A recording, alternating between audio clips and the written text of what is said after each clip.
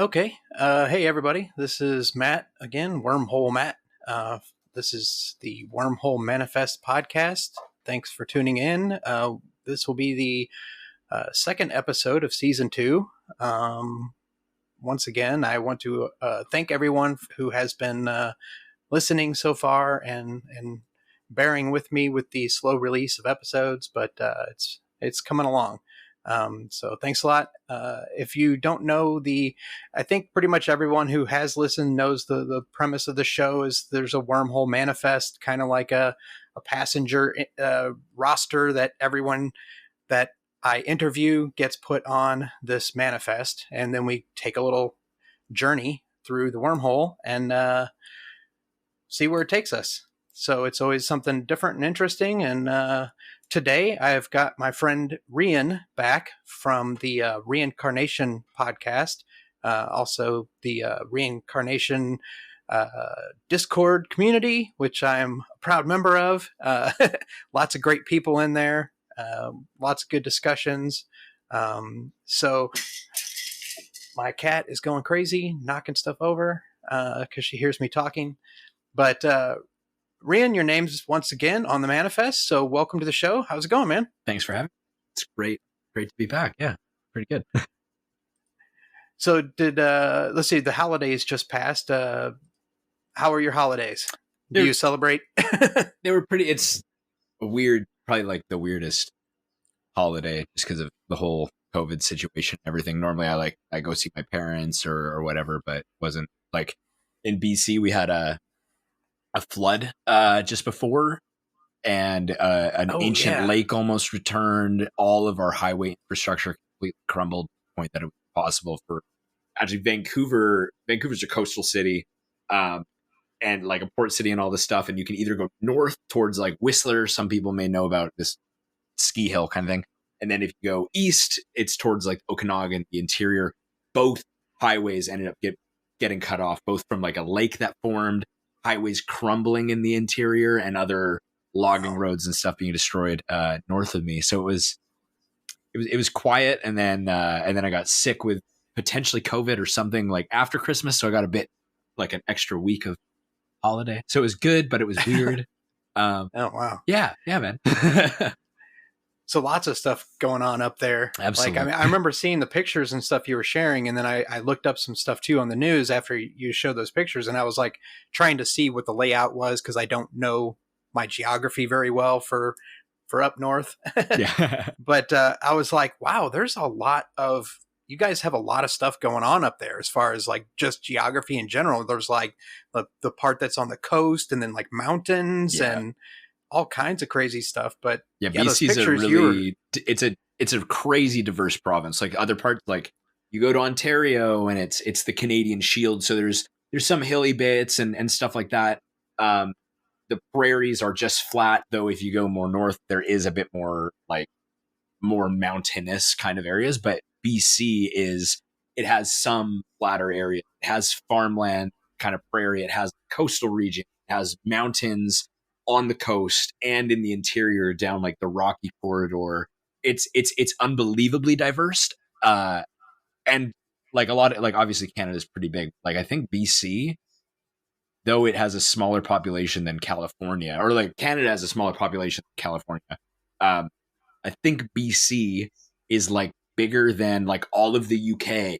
It's the province is so big, so it makes sense that it has such diversity. But when you do a road trip across it, it's like, oh wow, this is it's crazy watching all these forces of nature kind of come together. Yeah, man. And you're like on the coast too. Is there like a lot? I mean, I know like in areas of like the Pacific Northwest, as far as the United States, like there's like seafood is a big industry. Oh, yeah. Like, is that the same there too? Like, so Vancouver specifically, like Vancouver's a port city, but it is also like Asia's port city. Like we are the, like, even like LA is close from across the Pacific for like shipping and airplanes and stuff from Asia. Vancouver is the closest place for like Asian imports and stuff, but also for flights. So it's kind of this hotbed for a lot of Asian immigration and stuff like that as well. So we have an unbelievable like Japanese, like there's sushi everywhere and it's really, really good. A lot of seafood. Oh, wow. I used to work, like even in the dispensary that I used to work at, like it's in this place called Granville Island, and it's like docks and stuff like that. And you can just go to the local fishmonger and stuff like that. Yeah. It's fascinating. But then at the same time, like I'm in Vancouver, close to the coast, we have a ton of sushi. And then you go to another part of BC, like where my parents live in the Okanagan wine region, very like mountainous and rocky rather than like the prairies and the coast. And they have some good sushi if they can get it there quicker, but it's like they don't have access to fresh saltwater fishing. So it's really interesting, even just from a few hour drive away. Like it's not the same in terms of food and stuff that you might find up there. So yeah, it's cool. Yeah, it's really like cool. when I lived on the East Coast in the U.S., I lived in Maryland for several years, and the seafood was pretty popular out there too. Mostly like crab cakes were like my favorite, but not so much. I mean, if you could find like the Asian or something like type restaurants and chefs, they had the sushi and stuff. But like, I mean, I love sushi, but the sushi that I've had that I like, well, I've had both. I've had sushi in Japan when I've been to Japan, and that's like real sushi. And then I've had sushi here where I am, and I'm like landlocked, in the middle of the country in the Midwest, not too far from Kansas City. And you can't get the fresh fish kind of thing, like you would never get sashimi there or something like that, right? Yeah, like anything like a saltwater, kind of fish, it takes like days to import, and just has to be frozen, and it's not the same. I've had fresh seafood directly out of the sea, off the I was actually, when I was still in the Air Force, I was in Diego Garcia, which is an atoll or an island that's in the middle of like, where is that? I think it's like the Indian Ocean, or it's the exact opposite side of the planet from where I am now. But a bunch of guys that I know went fishing that day and caught like these huge fish, and they bring them back. And the people that are there, like they take all this fresh fish, and they immediately take it into the kitchen or wherever they like start fixing it up. And then that'll be like early, kind of like late morning. And then by dinner time, you're eating this fish that they just literally caught out in the ocean. And it is so fresh that I had never in my life tasted fish this fresh, because every fish that I've tasted was either like the generic store-bought frozen fish sticks that you throw in the oven, or the kind of fresh fish that you catch in a lake or river in the Midwest that is going to taste very fishy. Yeah. Like fishy, stinky, like just, you have to fry the shit out of it and add a bunch of seasonings to make it taste good.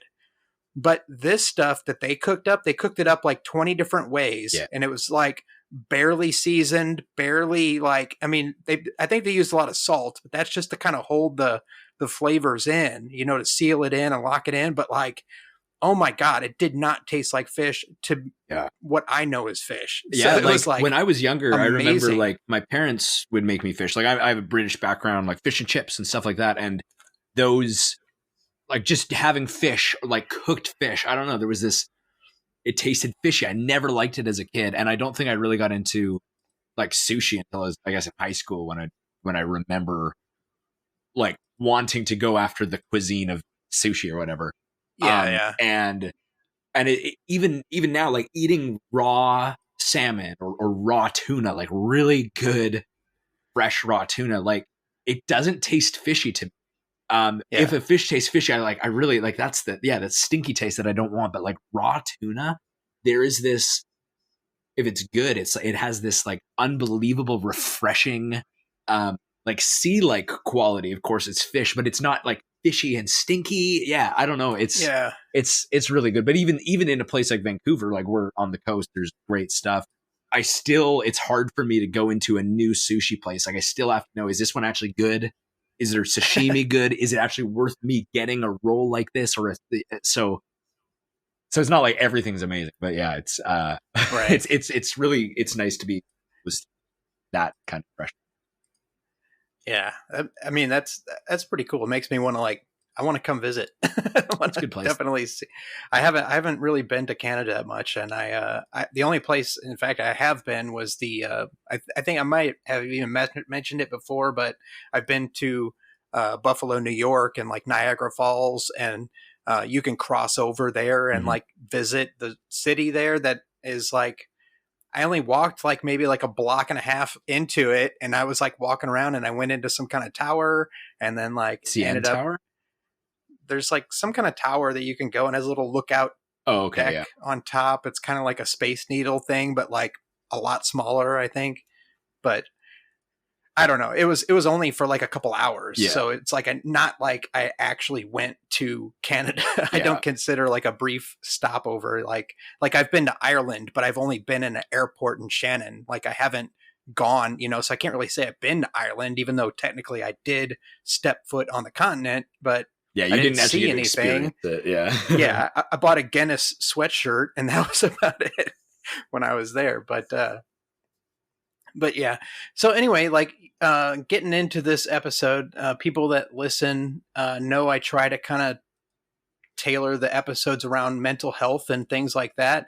A topic that I've been really interested in learning more and more about is the harm reduction and also addiction, because anyone who's been on a healing journey like I have been over the last couple years, and who's started to use psychedelics and the forms of microdosing and such like that, and also like things like meditation and things in my journey to get myself better from my mental health conditions, I'm realizing that there's a lot more.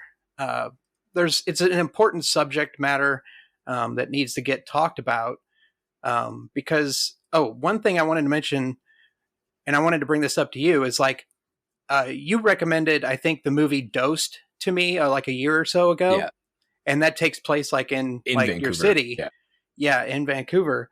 And I watched that, and I was like, wow, I had no idea, like I hadn't even heard of the drug fentanyl before that, and then like watching that, and then I watched another kind of documentary on YouTube, I think, about fentanyl, and I learned a lot more about it.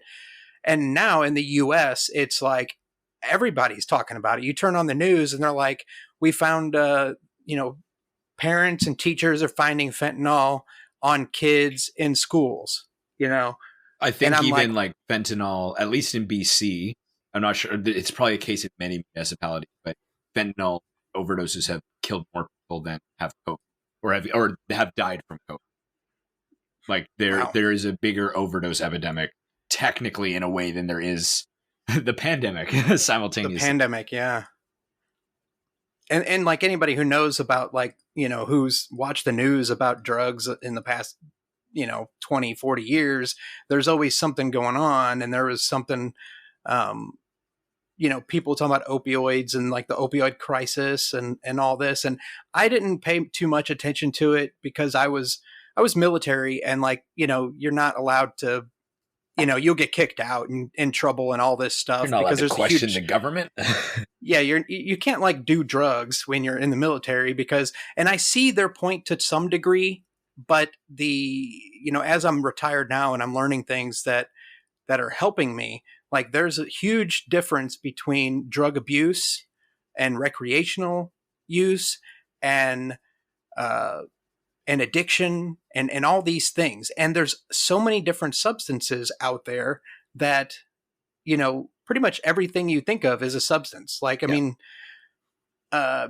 when I was in the military and also when I worked for a big aircraft company that built airplanes, I drank tons of coffee. Like I drank like 3 or 4 pots of coffee a night when I worked on night shift because I was working, late in the evening till early morning the next morning. And that's the only way to get by is like, I'm just constantly like overstimulated because I'm just like drinking tons of coffee and then going home and crashing, and I felt horrible. But when I was at work, I was like, yeah, I can get by with this. But now I'm looking back on those times and I'm thinking, if I would have been microdosing LSD and not drinking all that coffee, I probably could have been more productive, more safe, and more mindful because of the things that I was doing. And like, not as I probably wouldn't have, because honestly, I made a lot of mistakes, like, and when you're working in aviation, that's something you don't want to hear,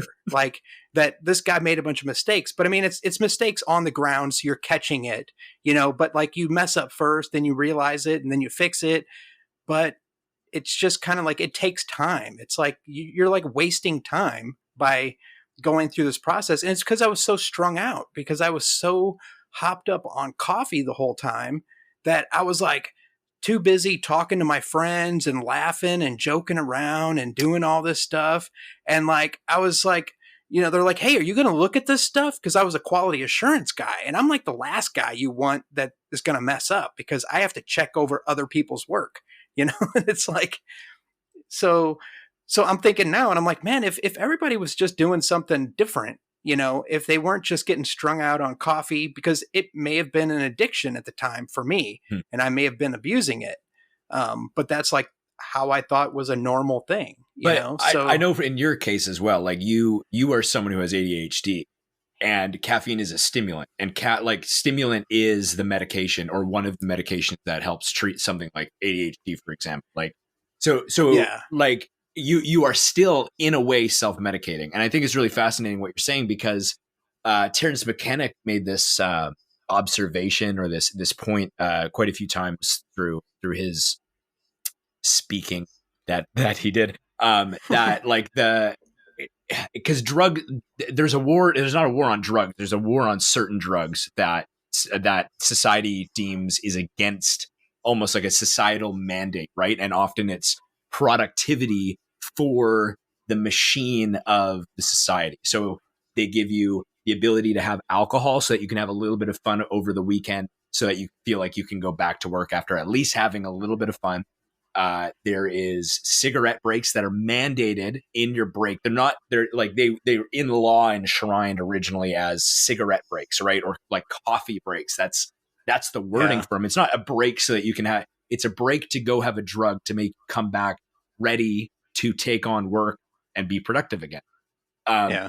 So often the other kinds of substances that are considered that make you sit down and have to consider your life and these kind of things are the ones that the society has deemed as inappropriate, I guess, to consider valid, and that's why they would have to take it away. But even with this modern resurgence of psychedelics and other kind of drugs and that kind of thing, we still have to be so careful of what the narrative is. Like, yes, psychedelics, microdosing, these kind of things can be unbelievable for mental health. They can be very transformative for an individual. But there is still a society that's in control of media and narratives associated with these kind of things. So yes, great mental health. But the main point of all of this right now with microdosing is microdosing so you can be a fucking productive member of our society. They will not legalize it for the mystical states, though there's some research on it. They are legalizing it so that they can use MDMA for their soldiers to help their soldiers go back and help do more wars. They are legalizing it so that you can get over your trauma, so that you can go back into the system and work better. The trauma that we're experiencing as a species isn't just our individual traumas of life. It's the trauma of having to operate in the way that society is done that is so misaligned from our being, from what we are meant to be as humans, Right. life on earth. We're not meant to drive cars and go to work for 8 hours a day to make money, to live on the planet that we were born to. So even the malaise that we're treating with psychedelics is so that we can entrench ourselves more into almost like the depression that we're really experiencing as a society. So it's amazing for harm reduction and really helping transform people. But I think it's really important to have that caveat of like, we cannot be pacified into just going back to work feeling a little bit better because of it. It's how do we actually use this to make meaningful change through the transformations that we can find ourselves. Yeah, definitely.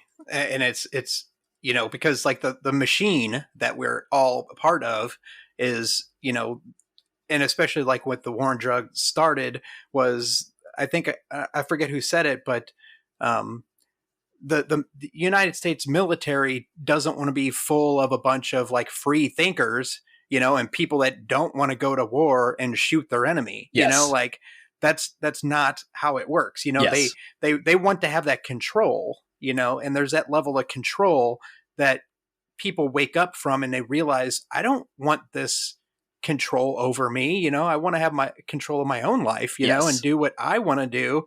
And if you think that way, then you're not going to be the first in line to go join the military and get shipped off to war. You know, like if everybody was a free thinker, then nobody would sign up for the military. Exactly. Because there's the only incentives that, I mean, for doing something like military, like for me, like for me and a lot of younger people back when I joined, we only had a few options. Yes. It's like, you know, you're poor, so you don't want to be poor, but you want to travel and see the world and you want to get a career, you know? Yeah. So like I made sure that I didn't go in open contract where I would just be a grunt on the ground getting shot at in another hostile war zone. My recruiter was like, if you know, he told me, or he asked me like, what do you want to do? And I was like, well, I'm from St. Louis and that's where McDonnell Douglas was that built airplanes back in like, you know, the 60s, 70s and 80s. And then they switched to Boeing. Boeing bought them out. I was like, I would like to make work on airplanes or something like that. It would be pretty cool. He's like, well, you can definitely get that career experience in the military working on airplanes. You know, if you join, that will get you a foot in the door because they hire people like that. And I was like, so I went in with the intention of getting out after I learned a cool trade kind of thing.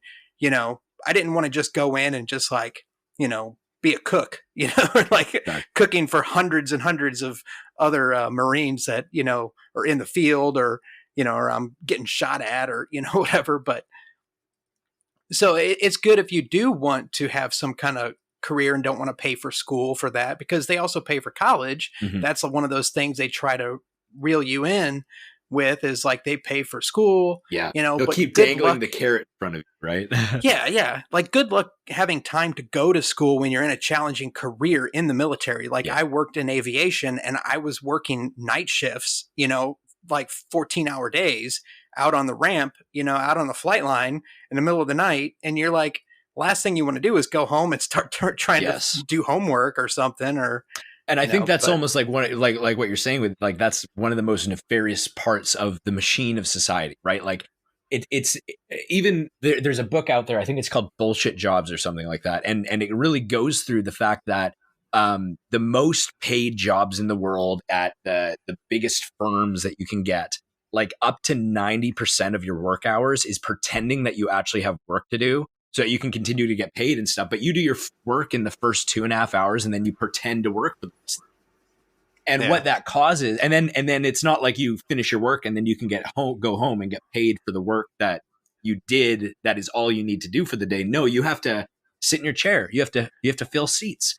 And it's like that fundamentally, like you're saying, after you're done 8 hours of pretending to care about your job, you can't go home and do a podcast. You can't go home and get out amazing piece of art. Like that comes from being able to sit with the mystery, with the things of what it is to be a human. But when you're forced to go through the motions just because it's been deemed that is what you have to do. Your job maintains that you have to stay here for 8 hours, even if everything's done. It takes away the human spirit, right? And that's why I think burnout is so rampant, because people go through these jobs where they work years, where especially in places like the States, I don't think it's as much in Canada. It's definitely not as much in Europe. In Europe, for example, like you are paid for up to or 4 weeks of vacation or more, and you're paid to go on the vacation. People are lucky to get 2 weeks of vacation in the States, and they're not necessarily paid for it. So like, how many avenues in which this machine is, not that it's completely set up on purpose to crush the human spirit, but there's something going on that has set it up to do so, to prevent people from being able to almost vision out of the cycle that they're stuck in. Because if people were able to, that would break the system that they're in a really big way. Yeah, and it probably has to all come down to like money and profits for these big corporations and all that stuff. But like, as far as like when I worked for Boeing and I worked those long hours at night, like I used to like bring my guitar to work. I had an acoustic guitar, and I would sit there for hours on end, like waiting for someone else to finish doing their job. So I'm like, what does it matter if I go into a little spot where nobody can see me? I'm not bothering anybody. And I just sit there and play my guitar for, 15, 20 minutes. And then I come back and check and see if anybody needs me for anything. And then I kind of go back and I'm like, and I talk to other people, and like pretty soon we had like 3 or 4 guys who were bringing their guitars to work. And they're like, nobody said anything, but I could kind of see it in like our manager's eye that like, it's everybody else has to sit around or be working, either physically working, doing their job, or doing something productive, like cleaning up the hangar deck or random things that will make it look like we're using our time wisely. But like, my job wasn't to do those things. Like, my job specifically required me to look at work that other people had already performed. Yeah. So I had to wait for them to get done. If I tried to help them, then it's like I'm a part of that work, and I would have to have somebody else come behind me and check my work. Oh, okay, because it always has to be the higher, second set of exactly second set of eyes on the work being done to approve that it was done right, kind of thing, and sign off on it. You have to have two signatures for every basically every step along the way of the job. Like almost like double ledger accounting. Yeah.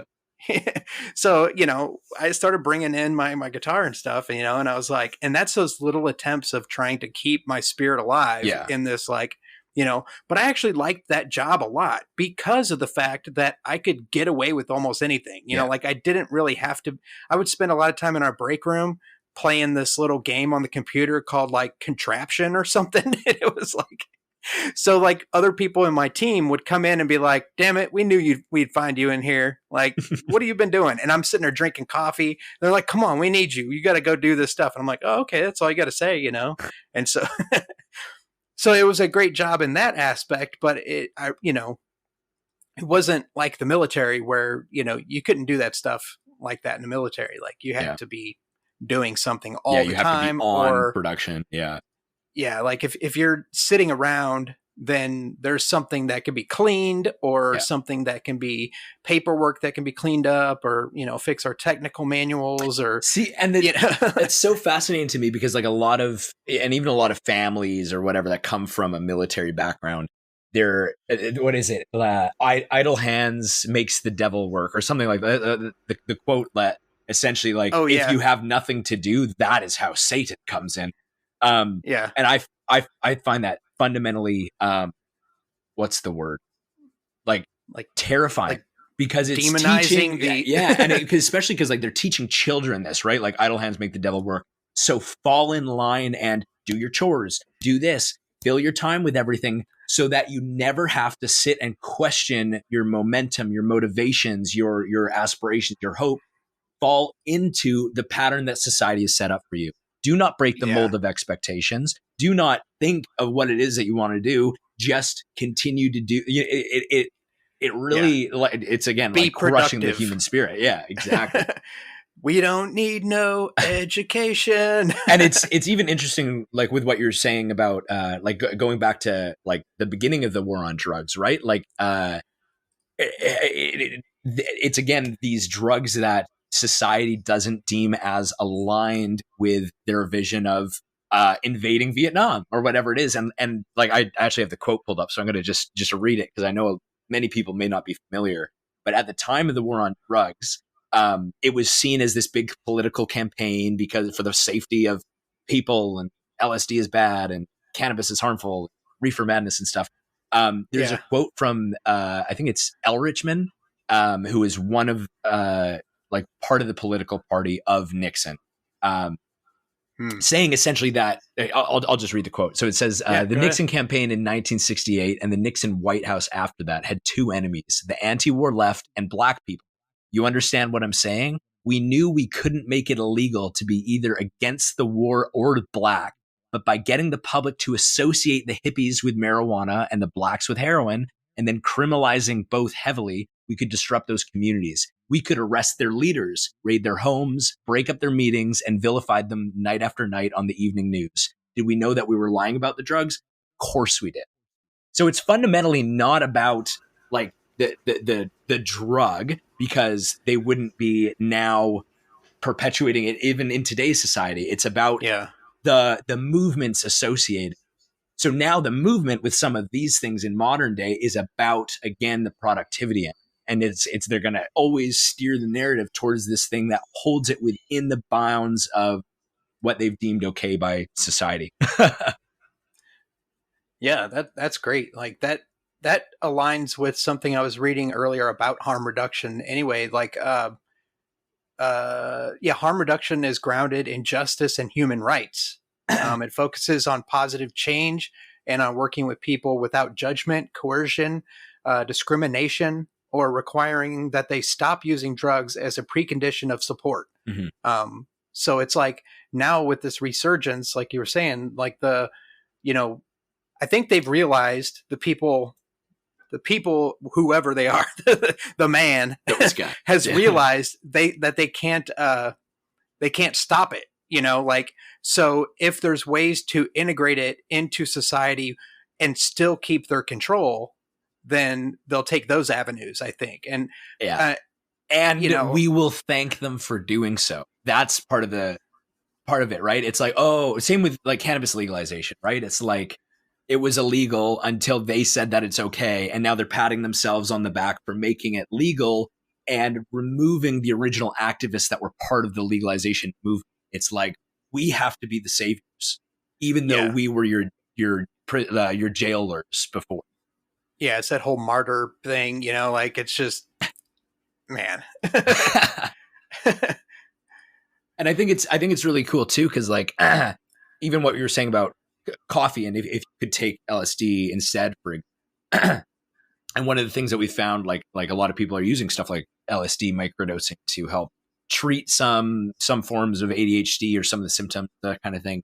And if you go back to some of the original talks that were going around with LSD before the war on drugs, before the Nixon and the Reagan campaigns and stuff, I think Albert Hoffman was working, or at least in discussions with different scientists, different governmental agencies and stuff, that LSD with microdosing, like low doses, would have possibly become ADHD medication even for children in microdosing.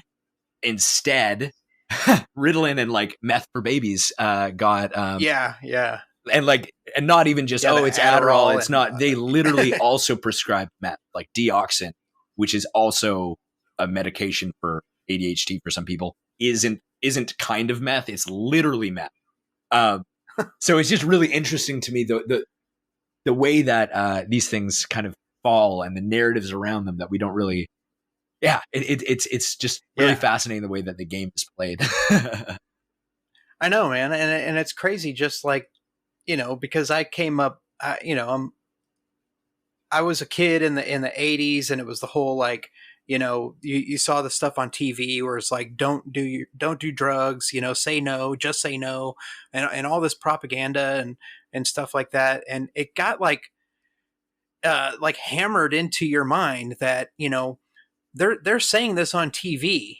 And I like go in my basement and like two of my brothers are down there like smoking a joint, and I'm like, it just, my little brain is like saying, okay, so if, the TV saying don't do this, but my brothers are in the basement doing this, but then I witness my brother's actions when they're like high and they're like being ridiculous and stuff. So that like set a negative tone in my mind where it was like, man, this stuff just really makes you stupid. I don't want to be stupid. I want to be smart. And I like went through most of my life thinking I'm just going to be be as smart as I can. But then but then there's other things that took place. I didn't like finish school. I like did all kinds of stuff that, I still have like, I don't know, like holdups or things in my mind that I'm still working through. But I realized that it's not about any of that. I've like totally come around to this idea that like, nothing.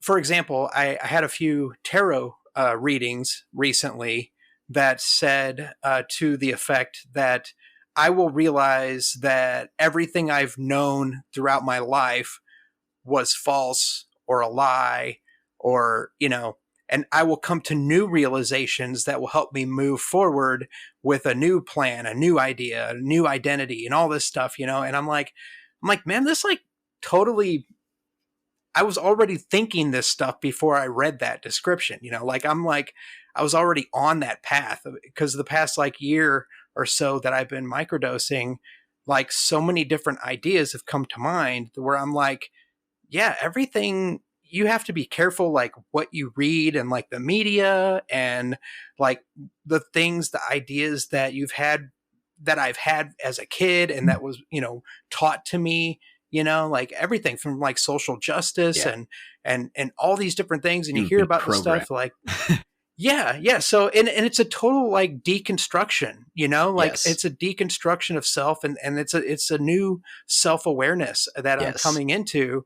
And I'm like, I don't have to, it's a struggle because there is a balance. I have to tell myself like, don't feel bad that I was like led astray all my life, but be glad that I did find out when I did and not when I'm like 80 and on my deathbed, it's like it's I have so time. It's so interesting that it's like, that's one of those things that waking up to that or whatever that is falls at a different time for everyone, depending on their conditions and stuff. And there's a quote that I've read a few times on my podcast, but it really falls into that. So if you don't mind, I think you'll really enjoy this. So John Lilly, and this is kind of also related to harm reduction.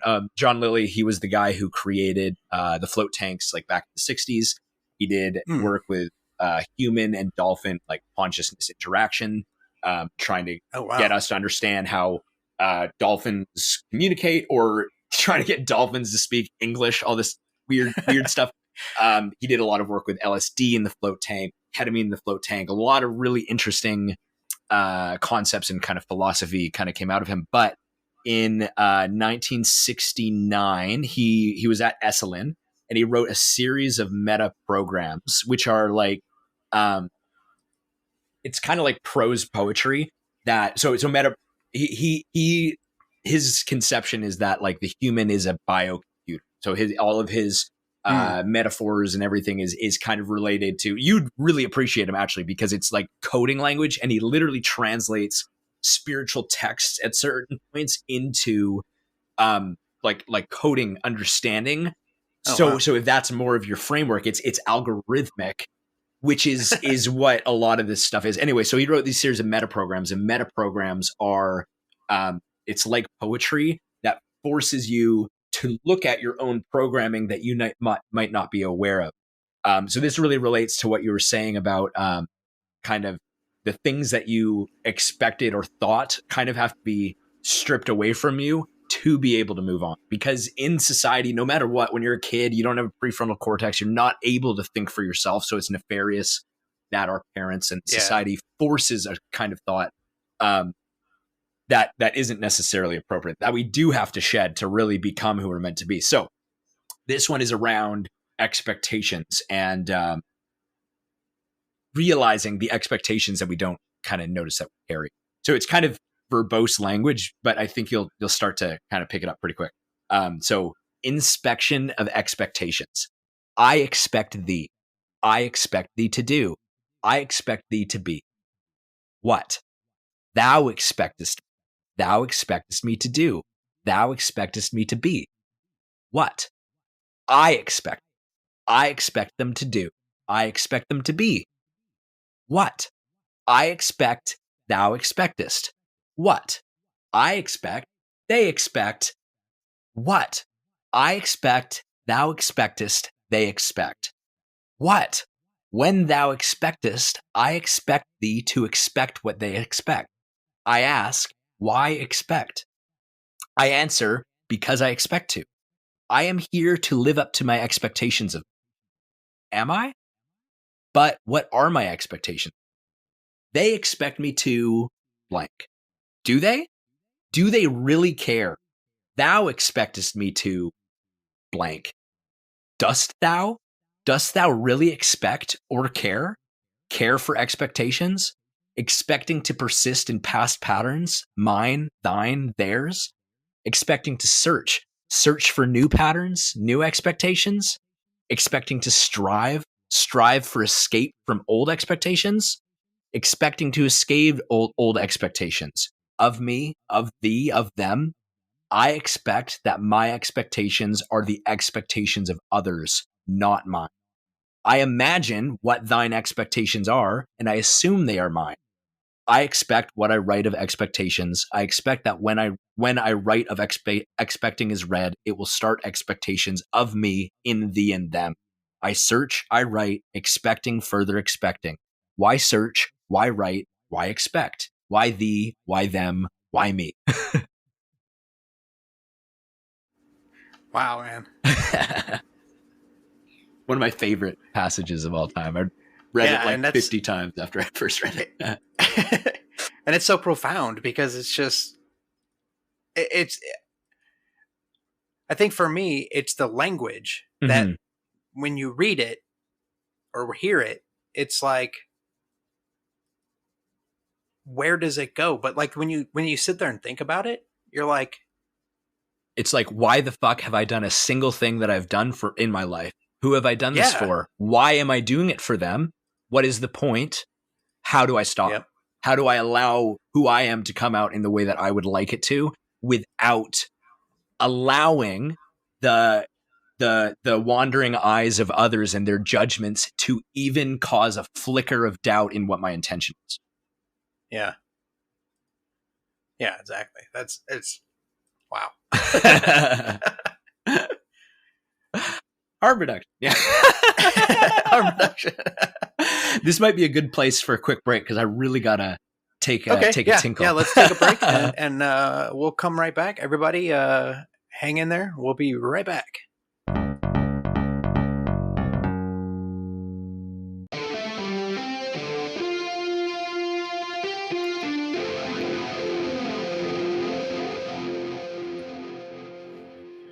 Okay, hey, we're back with the second half of this episode of the Wormhole Manifest podcast. Me and Rian have been sitting here talking. The last segment, we covered a lot of ground, I think. Basically, like going from the introduction, talking about a bit about Canada and seafood and bringing up harm reduction, different substances, or like the idea of harm reduction, the war on drugs, like society, some of my experience of working in the whole idea of everything that I was brought up to believe has come to this point in my life where I've realized that a lot of the things that I was taught when I was younger weren't necessarily true because it was all just part of society's conditioning, like I was conditioned to be a certain way or whatever. But Yeah, so we covered a lot of ground with different things like that. The main thing we were talking about was harm reduction, and something I wanted some of my experience with things like addiction. I wanted to kind of get into.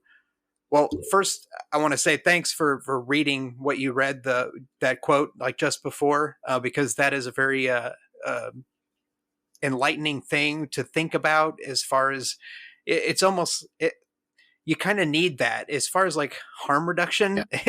As far as harm reduction can apply, I think this is something I just thought of. Like harm reduction can apply to a lot of things, not just drugs. Yeah. Like Oh yeah. we can be mindful and we can practice mindfulness. We can do different things to be more mindful in our atmosphere, in our situations in life, and whatever our scenarios are. But we can do a lot of good for our lives by thinking for Yes. ourselves, by thinking outside of the box, by thinking, if I say or do this thing out in public or wherever or on a podcast, like what kind of harm could I possibly be doing for others? So harm reduction is like, it seems like it can be like many different aspects, like, but the thing I want to get more into is the use of substances, because they've been demonized and there's a stigma and all this stuff around these things.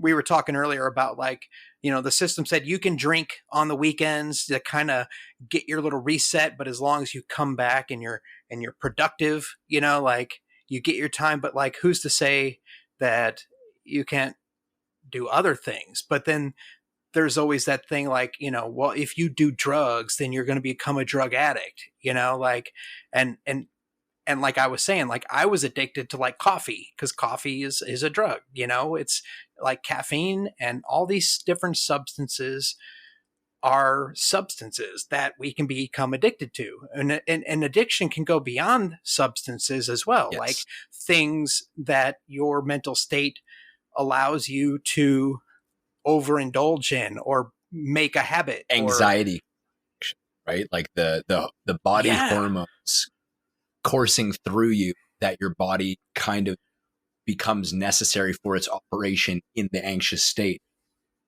Yep. Even though it's negative psychologically, some of these things can be what is kind of continuing that cycle of the body. So it's a physical addiction towards a mental state that allows a particular hormonal output. Or like shopping, the dopamine that may come when you get X, the dopamine that you get when you have that McDonald's cheeseburger.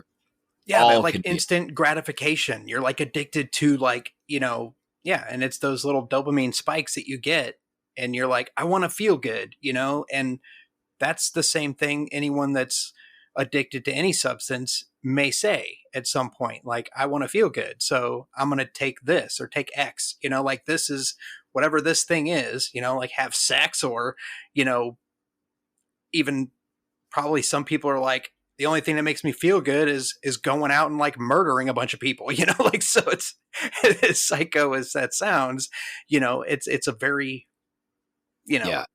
I broad subject, or it's a broad category. I think it's so important that you say that, because it's like yes, it's important to know that there are substances that can be important for harm reduction, and we should definitely talk about that. But also, like, if you are someone who is anxious, or has, maybe it's substance abuse, or maybe, like you said, a want to murder someone or whatever, it can be that doing something like getting involved in a community activity where you feel engaged, supported by a network that maybe you haven't felt connected to in your life, that prevents you from doing these harmful actions towards self or other. Community is harm reduction, right? Yeah. That's putting us in the feeling of being accepted. That's all we want, is connection. Connection is this deepest kind of harm reduction, really, that we can find. Yeah, like I said earlier in the first half, I was saying like harm reduction is grounded in justice and human rights, but it focuses on positive change and on working with people without judgment, coercion, discrimination, or requiring that they stop using drugs or stop doing what they're doing. But also,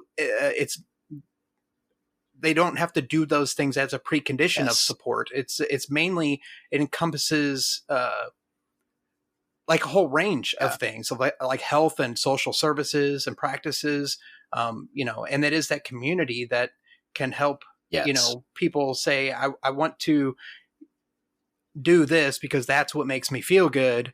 And then the community can be like, but you know, that's wrong, right? Yeah. Like you don't really want to do that. You just want to feel good as the outcome. So you want that dopamine spike. You want that something. So if you work with people and there's something else, like some of the words associated with addiction are like dependency or dependence, craving, habit, weakness, compulsion. There's all kinds of stuff.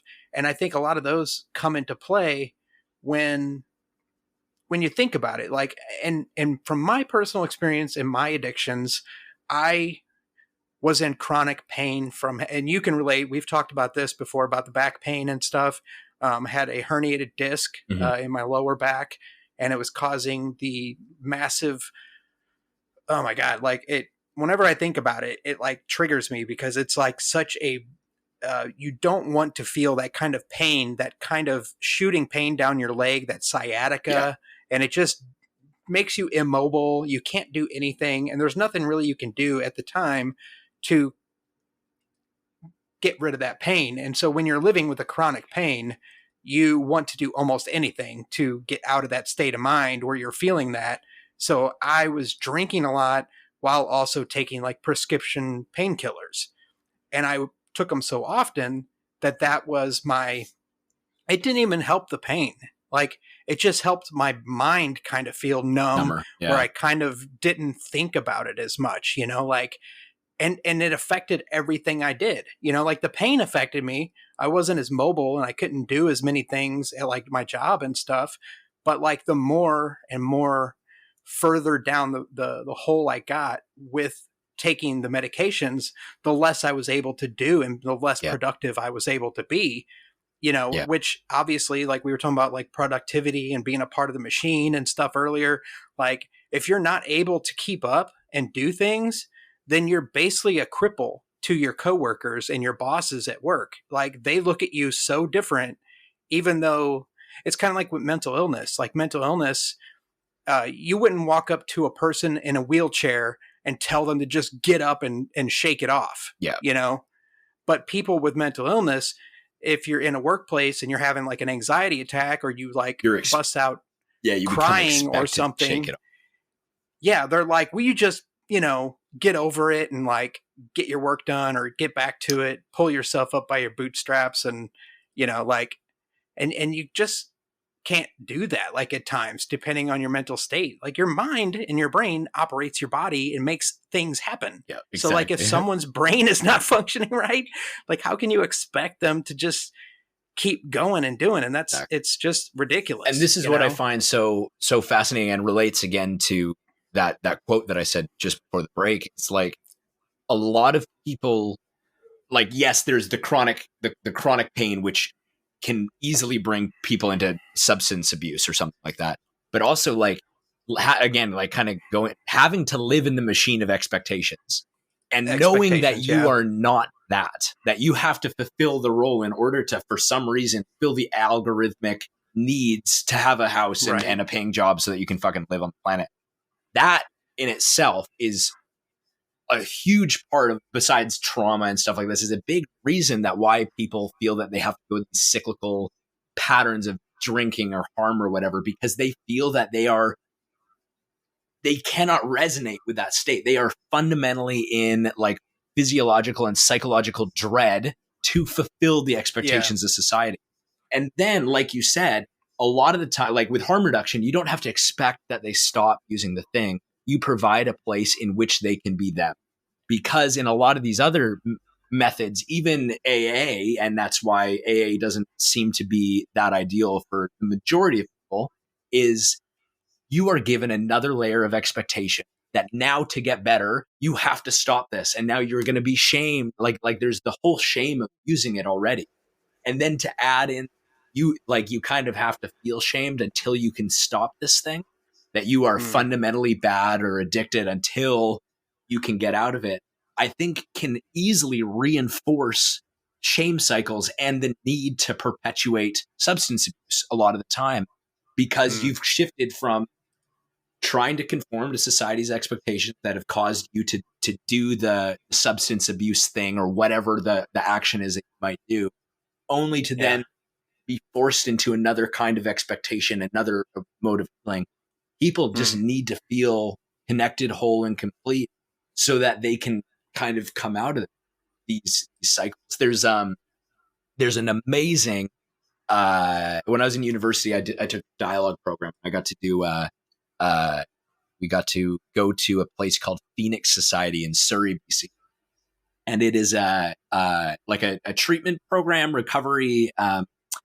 There's a few different, almost like campuses, and one is like addiction rehab kind of thing, and then there's another kind of one. And then there's another one where it's you can start to own your own home in the top floor. You can do these cool programs. There's adult education. There's learning programs. There's community garden. There's all these things. Oh wow!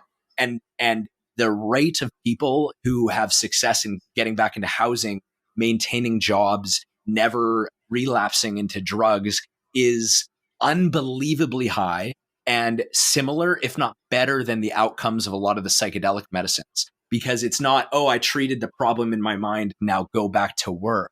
It is, I am being enmeshed in a community of support that helps me get back into being physical, playing sports and that kind of thing for the body expression, getting into community and gardening and interesting, innovative activities to help with the mind side to keep you engaged, rather than the malaise of minutia or whatever it is that many people are stuck in the cycle of and feel so trapped in.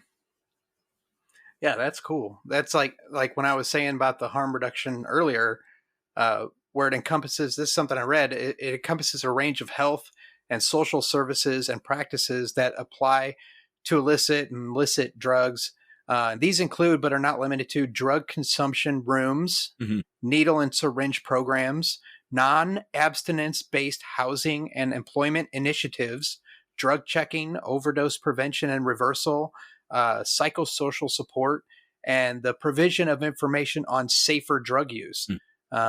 Approaches such as these are cost-effective, evidence-based, and have a positive impact on individual and community health.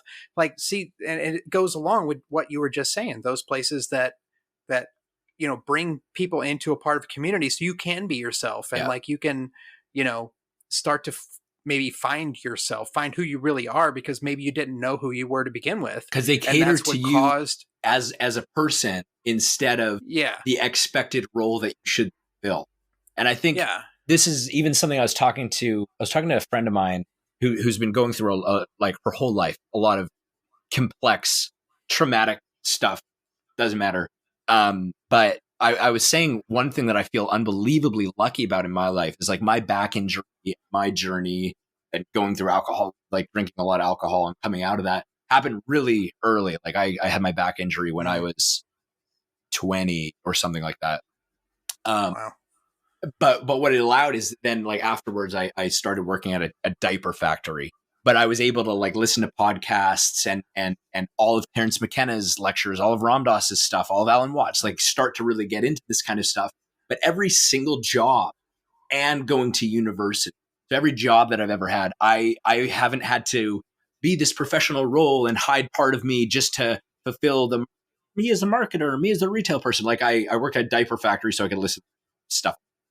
Yeah. And then I work in the cannabis industry where I can talk about harm reduction and cannabis helping me in my journey and how it helped me through the pain and learn how to walk again, get into spirituality. I get to talk about psychedelics because that is an okay place in order to do so, and my relation with them. With my family, I've been able to talk about these kind of things, and I've been very forceful in doing so because I need them to understand where I'm coming from and not that.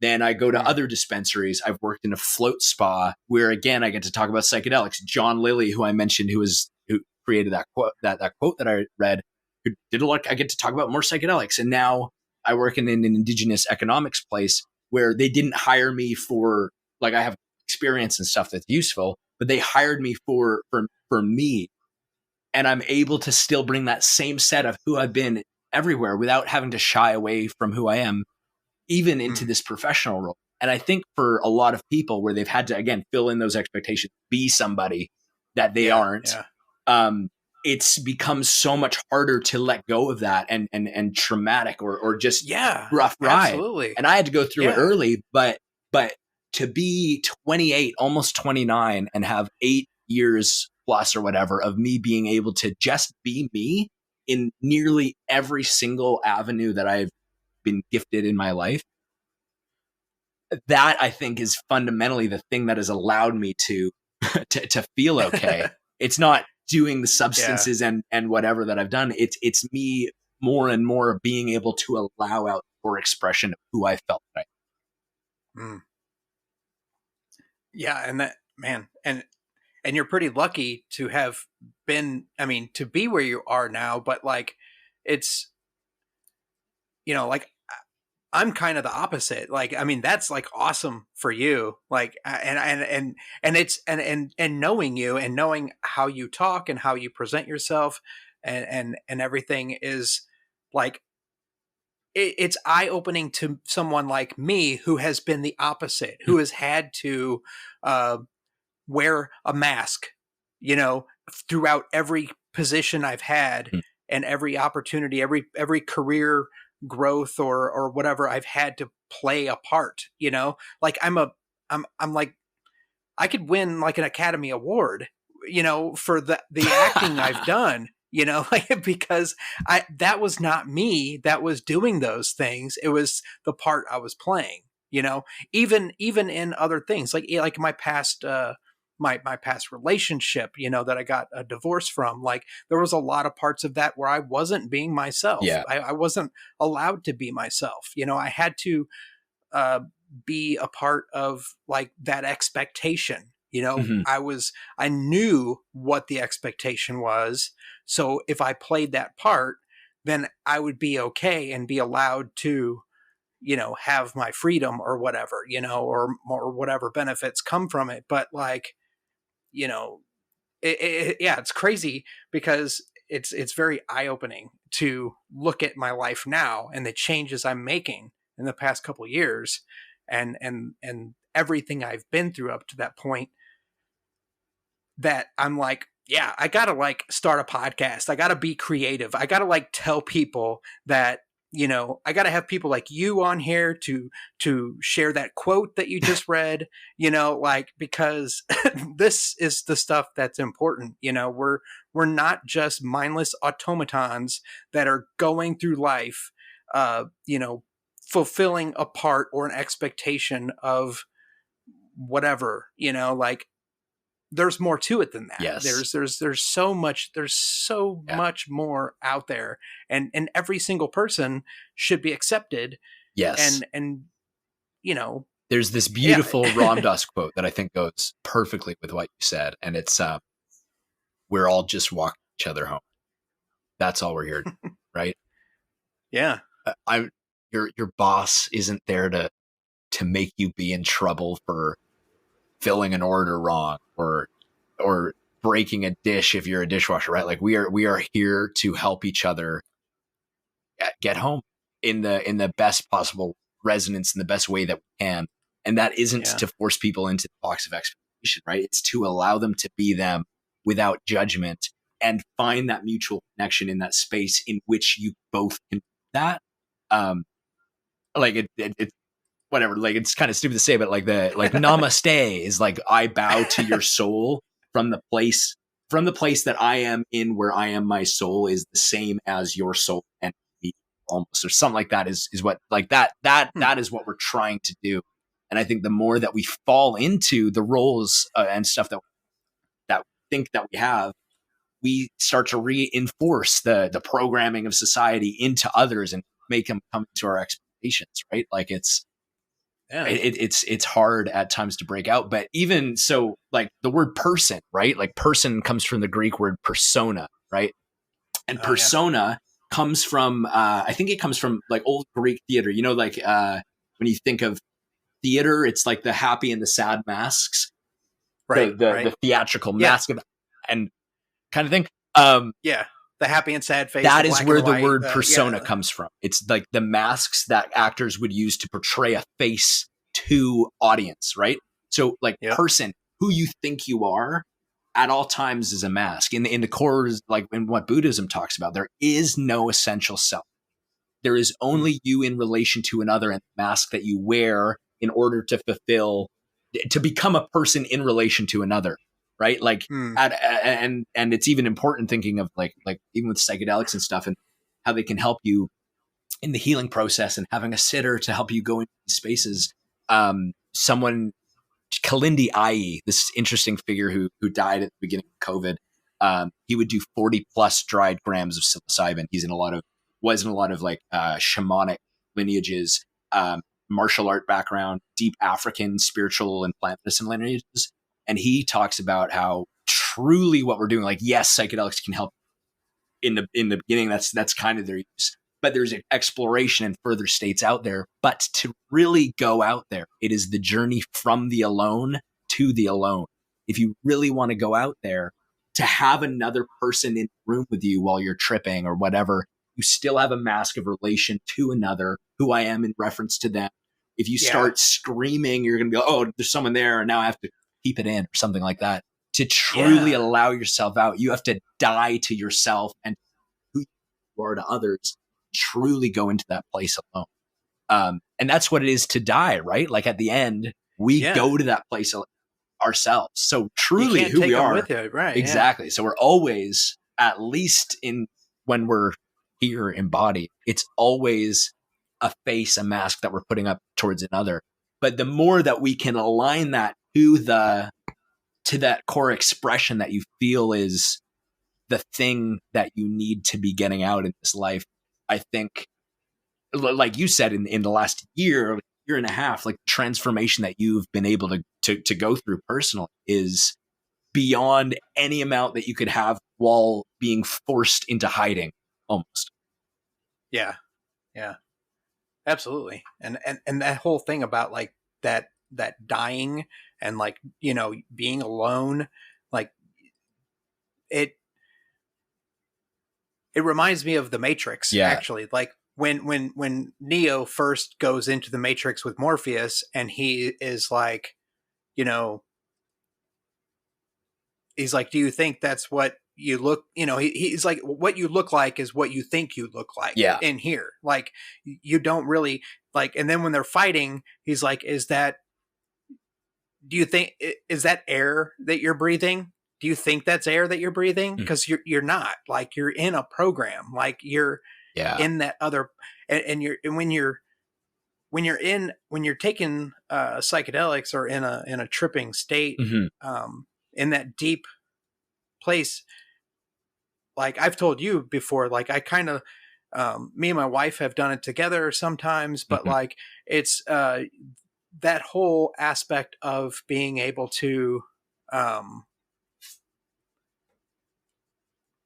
what is it like what you just said, like as far as like you kind of have to, like, you can't just be completely, like, you can't die alone, like kind of thing. Like you want to be yourself, your true self, that's not putting the mask on that any other person, like you said, that was the quote, or whatever, like, and when you're going, that's why I'm like kind of wondering about like going, kind of switching gears here.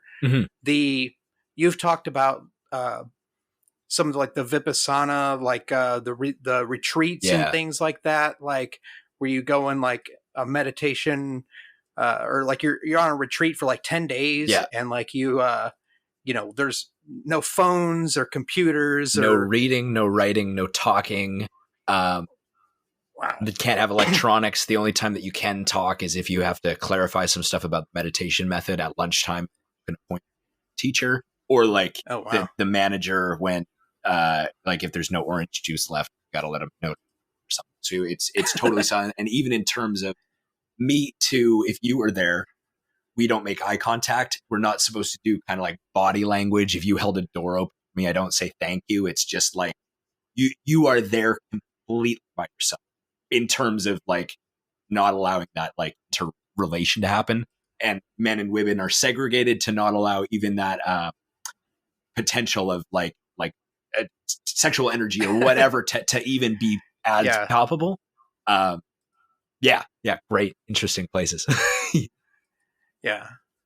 I've thought that was interesting because I've kind of like applied that to times where I've like tripped alone. I was kind of like, okay, I'm by myself. I want to, shed whatever the illusion was of this persona, and it was funny, like when you said persona earlier, and we were talking about the Greek and the masks and stuff, whenever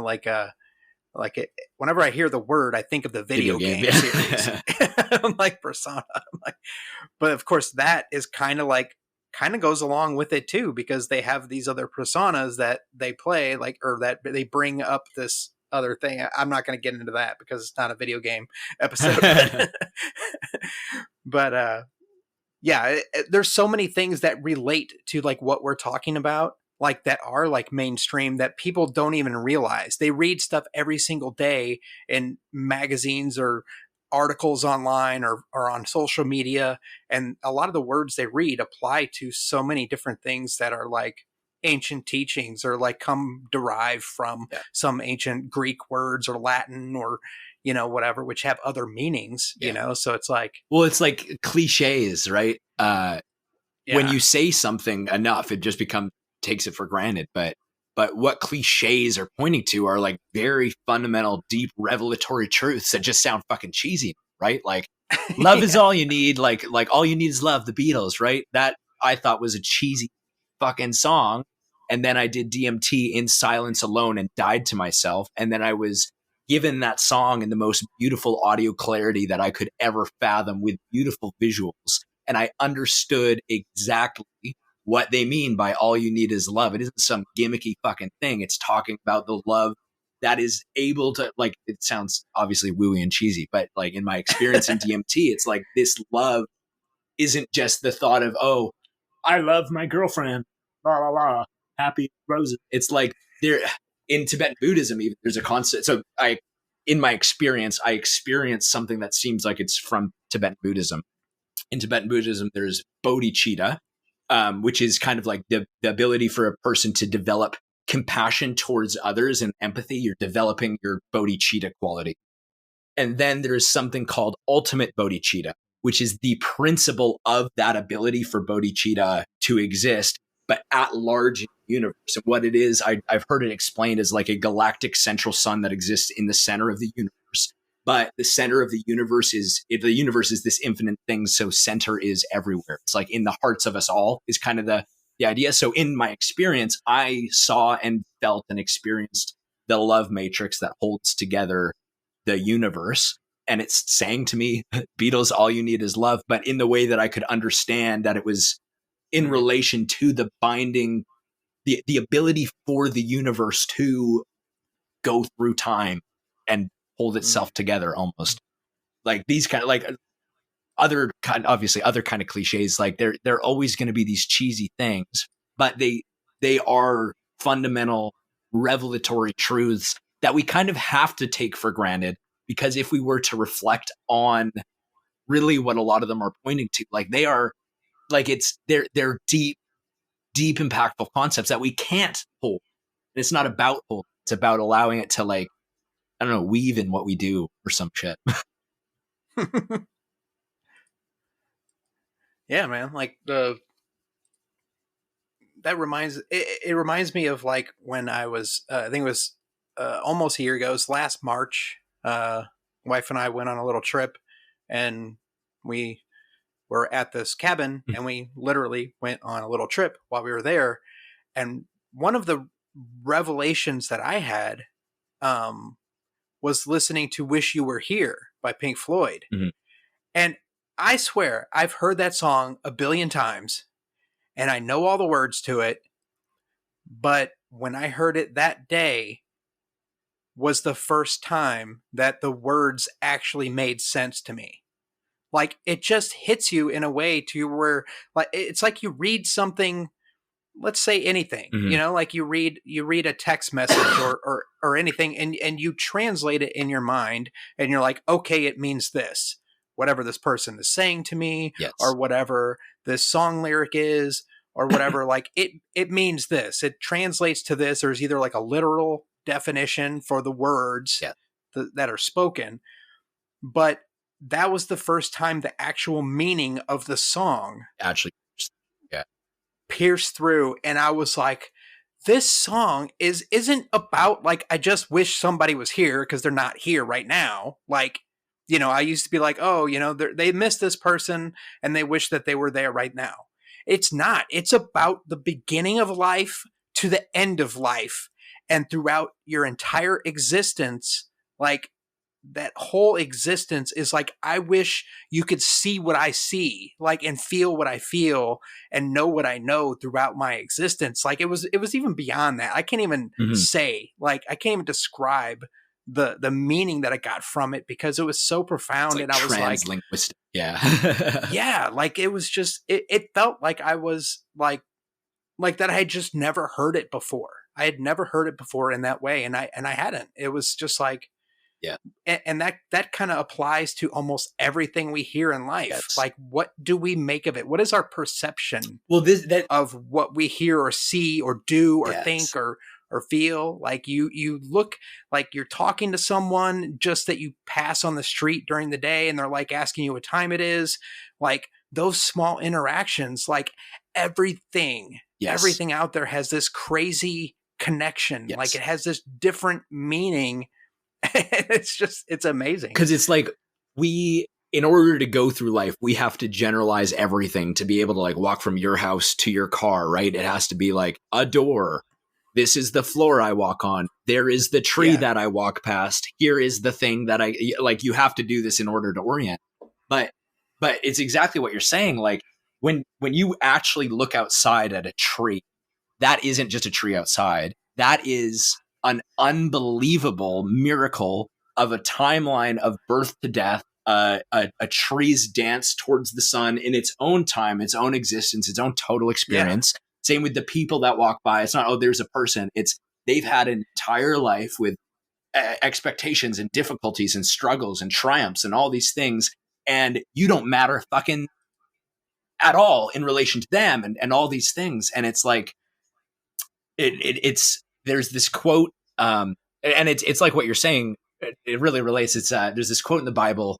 It's around this idea of like, in order to like to be with God, I die daily. And it's this idea that at every day, at every second, if you can, die to who you thought you fucking were, because otherwise that tree is just that tree. No, it's not. Like it is a beautiful subsection of an instance of time, of a moment in the existence of a universe from like it, like, oh, what? Like that's crazy to be even able to see that pass through you or you pass by. Like that's crazy. And it's the same with songs or reading spiritual texts where like that quote, I die daily comes from, is whenever you look at these things, those songs that give you the transcendent meanings, Buddhist texts that are supposed to have layered meanings. It's not, oh, I figured out the meaning. It's that. It's every time that you look at it, it should stir something new in relation to who you are.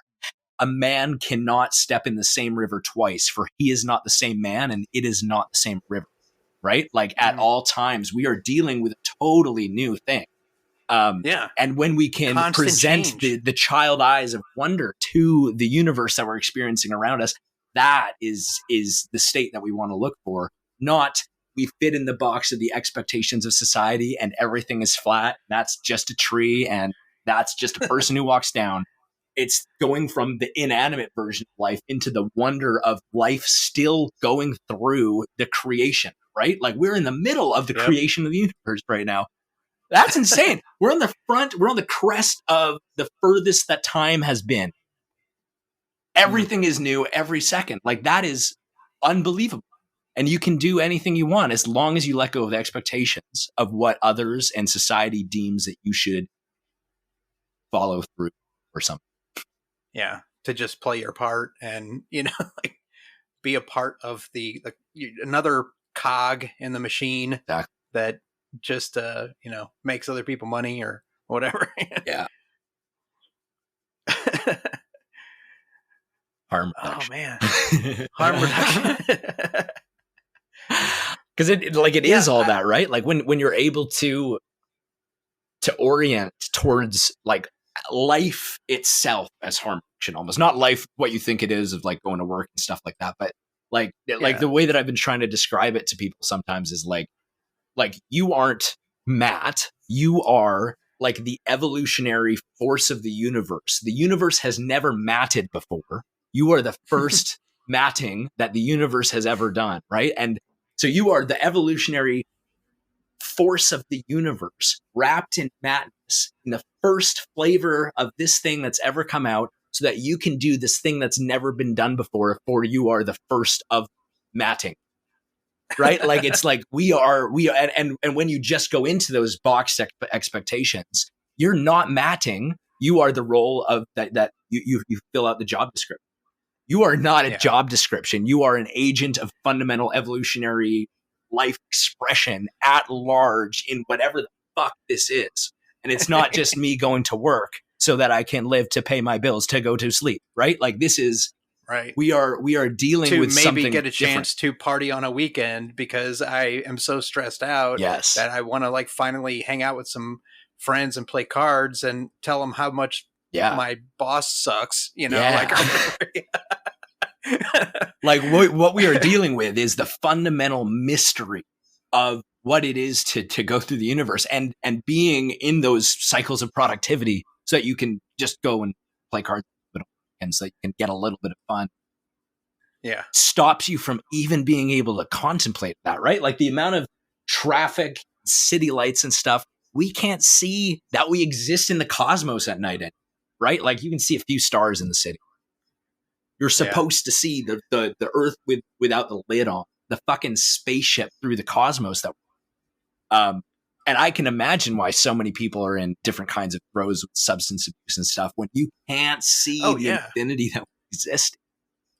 You can't feel it. You are just here to work at the grocery store. And maybe that's what it is too. Like people get so caught up in that little bubble that they're kind of stuck in, you know, like that little bubble in their universe that is going through the motions, and they hate their life, and they tweet about it every day and say, you know, they just complain about how much life sucks, and they're depressed, and they're on all these medications and whatever, and they don't see a way out, you know, like they're in that bubble, and it's kind of like it's almost like they're in their own little matrix, you know, like they're in their own little like programmed, like they've created almost the programming for themselves, right? Like the expectations like, they've allowed themselves to fall into. All these things are, you've accepted the programming that you've given yourself to some degree, at least. Yeah. Or I've seen like recently I saw an episode. I don't know if you've seen the show The Orville. No, and it's like it's like a Star Trek parody, but like one episode they find this gigantic, massive, like the biggest possible spaceship you can imagine that's been out in space floating adrift for like 10,000 years or something, or like several thousand years, and it's just floating adrift. So they find a way on board, and there's a whole civilization living inside this that has like a whole world, and they have their own religion and all this stuff, but they're like oppressed, and they don't know that they're on a ship. Mm-hmm. Like, so it's a whole civilization of people that like have like multiple little cities and towns and like a government and all this stuff, but like they don't know that they're just floating through space because they're part of a civilization of people that escaped a dying planet, and they were going to go in search of a new planet. But now they're just okay with. Well, the people that were running the ship didn't really, like, they all went through generations of people, and like the original people died. So they had no way to know that they were even on a ship. The latest generation had no idea like what was going on. So it's I think that's kind of like what people get stuck in here in this reality. Like people are here and they're like, they just accept what they see on social media. They accept what they read online or what they see on the news or what they talk to their neighbor or their next, or, their coworkers or whatever. But they don't like, they don't ping out and say like, what else is there? Yes. Like what's beyond what I know? What is this? Yeah. and I've always been kind of like in this weird thing. When I saw The Matrix the first time back in '99 when it came out, like I was in the Marine Corps and I was in Yuma, Arizona, and I went and saw it in a theater. And this is the kind of person I am, because even though I was wearing that mask and I was going through the motions, like I still had a artist mindset. Like I had this kind of like question about life, question about existence, like I've always been like that. Like and that's kind of like what I'm kind of going back to nowadays is I'm like going, I kind of had an idea a long time ago, but I kind of gave up and I just kind of started going through the motions. But like now I'm looking back at that and I'm like, what were those things that made me back then that probably that person never would have joined the military, or I probably would have been an activist or something back then and like would have been doing more to speak out and try to find truth and all these things, but I kind of gave in and I went through the motions and I was like, I want a career, I want to be successful, I want to do all these things, and not be like the rest of my family and be a failure and all this other stuff. Mm-hmm. But like, when I saw The Matrix, I was like, oh my God, like that, it aligned so well with things I had already thought. I had thought that we were living in a simulation, like when I was like 12, mm-hmm. Like, and I had dreams about waking up in a different reality, like, and that things were very different. Like I thought that we were actually, when I was like 12, I think I had a series of dreams, and this is kind of like going on a tangent here, but like I had and it's coming to me. I remember having a series of dreams where for several days in a row, I had dreamed that I was in a far future with like flying cars and all kinds of crazy technology that I didn't understand. And it was like a series. And like, I was in a very weird frame of mind back then. And I was like, what does this mean? Like, and when I saw The Matrix finally, many, many years later, I was like, maybe we are in a simulation, like maybe those dreams and experiences I've had, like maybe it's not like right now, it's not 2022, maybe we're in like, 2057 or 23 or 20, or like, I don't know, maybe we're like, hundreds of years in the future, but we're in a simulation, kind of thing. Like, I like to think of it like similarly, like simulation, but like to me, it's like whatever is the technological metaphors of the age that you are in are the metaphors that you'd explain towards simulation or whatever. So right now we are in the computer age and that kind of thing, and it's simulation, and it's in this tech. Oh, we're gonna be able to generate the universe one day at the same graphical capacity to be able to generate the human experience. I kind of like to think of it in a slightly different way. Like if you look at Tibetan Buddhism, there's the idea that like when you die, you go through the post-death bardo states, and you can disengage from the wheel of samsara of life and death, rebirth and suffering, or you end up going through the mind-like labyrinths from your karma that kind of chase you, or you accept the peaceful and loving deities, blah, blah. You end up back in some birth, like if it's a human, animal, whatever. And to me, it's kind of like these are all levels of simulation. They talk about the bardos almost they are transient between states. Everything is ultimate transient between. So the post-death bardo, post-death transients. Dreams are another bardo state, another kind of transient conscious simulation of resonance and response and reaction or whatever.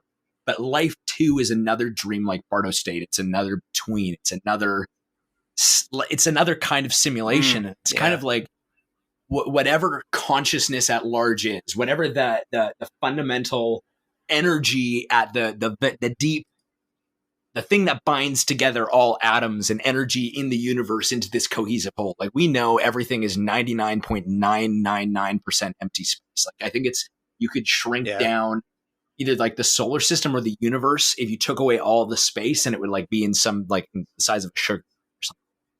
So to me, it's kind of like we are simulating a human experience, but we are so much more than the human thing that we feel like we are. And in my feeling or whatever, it's almost like we go through this and hopefully like wake up to be able to contemplate or whatever, so that we can work on being able to not react to the same expectations, the same patterns and stuff that we once did, to deal with our karmic resonance, so that when we die, and it is the journey from the alone to the next layer of the simulation or whatever, that we don't go out afraid and terrified, clinging and stuff, but that we have learned how to let the resonance of, or whatever, the simulated energy of who we are out in a like, I don't know, calmer fashion, a different resonance for its journey and frequency or something like that. Like the resonance of like the probability waves of existence. Yeah. Like, because I think it's kind of like if you die, and this is what they talk about in Tibetan tune. Buddhism too, is it's like if when you die, like your karmic waves or whatever, if you don't wake up out of the samsara, it's kind of like the sum of the energy of who you are or whatever pushes you out into the life you end up as, chased by like karmic past. And in their conception, like when you are a human, I think specifically a human, but who knows, if the universe is vast, probably other similar beings or something that do the similar, but it's you are embodied as a human or a similarly evolved life form with a straight spine who can meditate, whatever, so that you can so that you can get over your traumas that would force you to react angrily to maybe kill or whatever it is, right? You are working on not responding the way that your body has caused you to react. That's not you. That's what these meditations, psychedelics and stuff do, is help fix your response to stimulus so you can react as appropriately that you feel that you should in a situation. So that a week later, you're like, oh, I can't believe I fucking acted like a fool then. It's like you can always respond in the way that you mean to. So when you die, you can actually go out without some fear chasing you or something. Yeah, like having like this lingering like attachment to a negative space that like, follows you like forever. Like you're like more in tune with a more positive universe, rather than like, imagine if you die in clutching fear, heart palp, whatever, like I'm afraid to go out, and like maybe you get reborn as a fucking scared mouse being preyed upon all the time. Yeah, so scared all the time. All you can do is go on your reflexes that you were kind of living on in that previous life didn't let go. So like, for all I know, it could be some kind of computer simulation, but even if it were a human-made thing, I think ultimately there are other kind of layers of that thing that I'm saying, kind of that would be even existing on top of layers of technological versions of the simulation. Because what is that existing? Yeah, and I wouldn't even, like, for me, like the simulation to me wouldn't even, it would have to be almost a Matrix type thing where the machines have learned as much as they've learned to try to create as much of a simulation that we think that humans would think is real enough to get by. But yet you see what happened in the movie, like the machines failed basically, and they couldn't provide a real enough version of what we think as humans as reality, so they had to keep making different versions of it, and it was just kept being rebuilt. But like, it wouldn't be a human. I don't think we could go that far, not yet. Anyway. I mean, maybe but I don't know. A lot of this, one of these days, I read a book several years ago called, I don't know if you've heard, or if you've heard about it, like it's called Biocentrism. Yeah, I actually have it on my bookshelf, but I haven't read it. I found out about it because I was really into the show Through the Wormhole with Morgan Freeman. Um, and one of the episodes had Dr. Robert Lanza on there, and they talked about biocentrism. And I think this was before I had all my back pain stuff, but I was having a lot of other issues. And obviously I was already an alcoholic and all this stuff, but it was something scientifically that I had gotten into and thought like, wow, this makes a lot of sense. So one of these days I'm going to come back around and I'm going to do an episode about that. I'm gonna probably read the book again because I think it's something that resonated with me back then, and it still does in a way, and it kind of goes along with what we just talked about. But like when you get a chance, I think you should read it, and then maybe I'll read it, and then and we'll talk about it. Then we can do like a in-depth analysis. He did also write a second book, like Biocentrism 2 or something. I forget what it's called. I have that one too. Oh, cool. Yeah. I need to check them both out. I do have to run, unfortunately, but this has been I've really enjoyed this chat today. Yeah, man, this is awesome. Okay, so let's see where are we? All right, I want to give a quick shout out to V Chatty, who was on the last episode. Rian, thanks a lot, man. Thanks for being on here. Thanks for talking to me. This is a great episode. I hope everybody out there enjoys it. We'll have to do some in the future. But yeah, it's a good place to end here. Harm reduction is important. I think everybody should look into that. If you're on substance or if you're addicted to something or whatever, we need to address those things, and it all needs to come out, and there's good ways to handle that. If you use drugs, get fentanyl testing strips, period. Yeah. Be safe. Yeah. There's a lot of people dying, more people than COVID killed in some areas. Dance safe. You can buy Dance safe test kits and fentanyl test strips, etc. And like the region testings and all that stuff. Good point out. Yep. Okay, everybody, thanks for listening.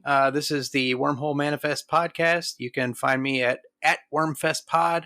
Where can people find you, Rian? My podcast is called Riancarnation, but with my name, Rian. So it's Rian, not Rin Carnation.